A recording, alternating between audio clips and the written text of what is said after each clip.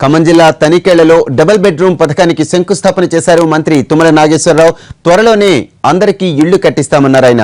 రైతులు ఆధునిక పద్ధతుల్లో వ్యవసాయం చేయాలన్న తుమ్మల ప్రభుత్వం వ్యవసాయానికి ప్రాధాన్యత ఇస్తుందన్నారు. ఇప్పటికైనా రైతుల ఆలోచనలో మార్పు రావాలన్నారు మంత్రి.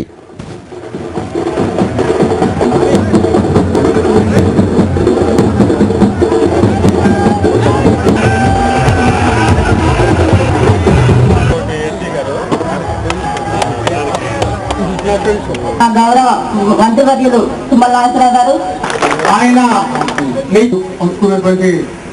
అందుకని మన పంటలు మానేస్తా ఉంటే మన జీవితాలు అమ్మేసి ఇటువంటి కొనుక్కోవాల్సి వస్తుంది.